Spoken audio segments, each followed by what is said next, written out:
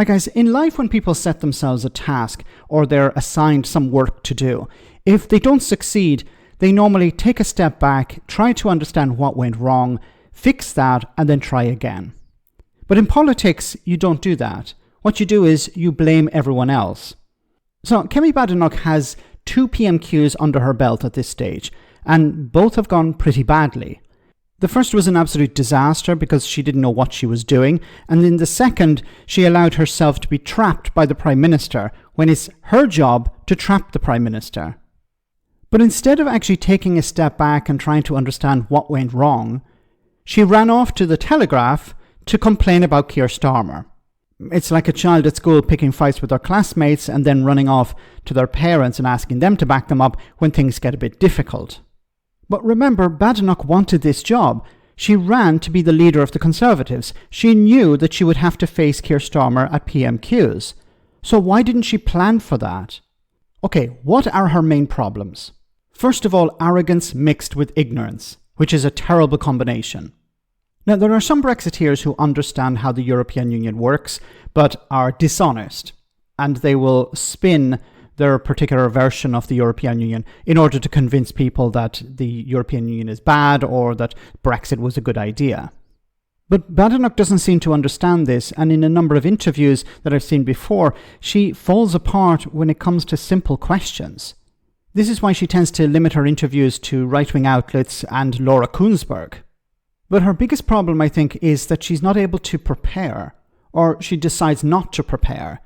When she was business secretary, she would respond to questions from the opposition by reading stuff off a tablet. Now, there's nothing wrong with that per se. If you're relying on data, for example, that needs to be presented to Parliament, maybe you can't remember all the figures, but she would actually have her responses written down, even political responses, which made her look like somebody playing a part, not being authentic.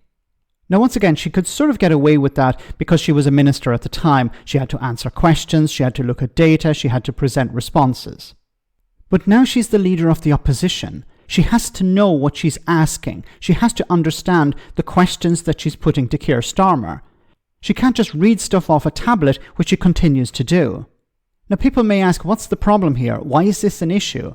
I've said before, I hate the theatre of PMQs, but you have to play the game. Look at people like Ed Davey, or Stephen Flynn, or even Sammy frigging Wilson. They may have some notes in their hand, but they're not reading from a script.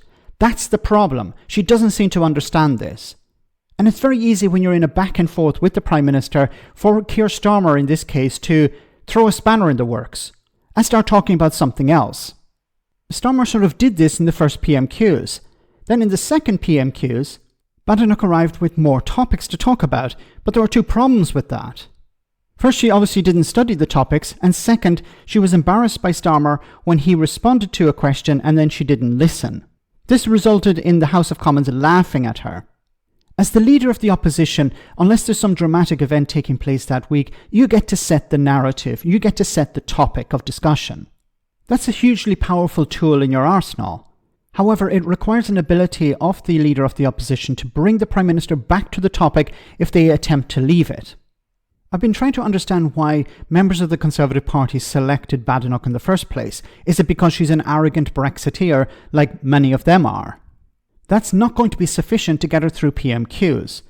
Now, if I was giving her advice, I would suggest that she dumps the script. Maybe brainstorm a few questions that you could ask the Prime Minister, think of possible responses and prepare for that. And drop the arrogance. Generally, it's acceptable if you know what you're talking about, and Badenoch doesn't know what she's talking about. And finally, don't run off to right-wing rags like the Telegraph, where Starmer is accused of mansplaining and racism, it seems. All behind a paywall. Let me know in the comment section, guys, what you think. As always, your comments are greatly appreciated. Thanks a lot.